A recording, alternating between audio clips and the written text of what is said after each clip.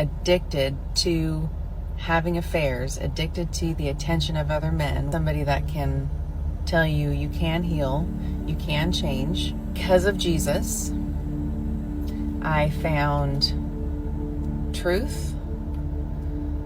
I found reality. The truth hit hard. I mean, it hit her hard, right? And it needed to, wouldn't you say? It needed to. When she said, that's where I found reality.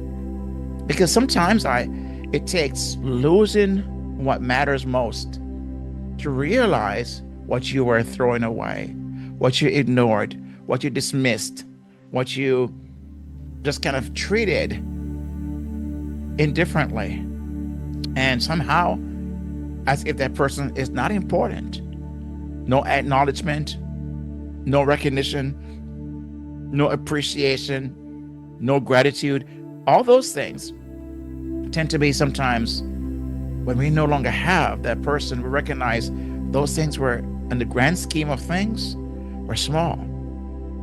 She chased the illusion, but what happened instead, she crashed into reality. And let's be real. Affairs don't just ruin your marriage, they ruin your sense of self. As she described, as you hear her words, as you hear what is in between her words, you end up lonelier than you were before. I believe this is a good reminder that it's not over. Life is not over because something happened like this, because God can turn things around. I believe that what has happened to us can also happen for us and can happen through us, because I believe that, not just believe, God has said that all things work together for good. Now, does God condone what she did? No, of course not.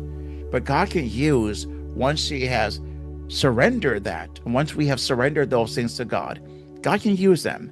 He uses the bad, the good, the bad, the ugly, and everything in between. If we surrender to Him, He can take that which was meant for evil and turn it for good.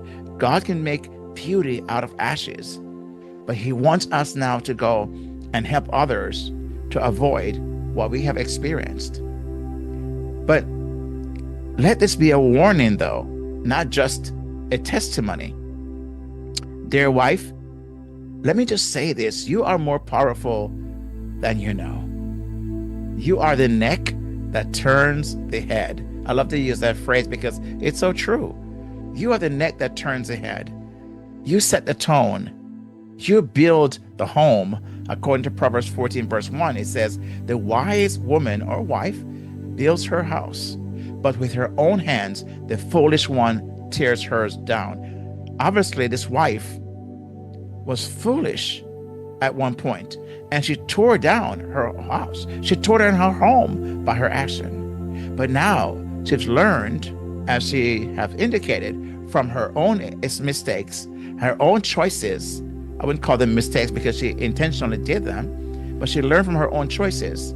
And now she's up on the path of being the wise woman, building her home. That's why I just recently, as of this recording, in July of 2025, I celebrated 40 years, my wife and I, 40 years of marriage. And I posted on my social media, and I said, people have asked the question so often, what's the secret to your success? And I gave the secret as one thing. I said this: keep your eyes on Jesus. Choose God to be the center of your marriage.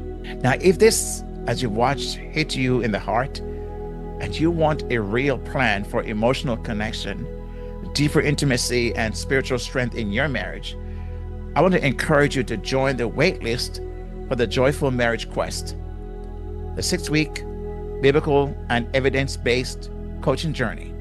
I want to invite you to get on the list. And if you're interested, you can go to buildyourhappiermarriage.com/waitlist.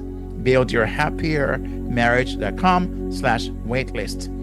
And when you do, you get your free gift, 3 proven responses that quickly reconnect with your husband. I look forward to hearing from you, and may the Lord bless you and keep you, and may your marriage experience God's power and peace and grace and joy even today. God bless you, and I'll see you on the next video. God bless.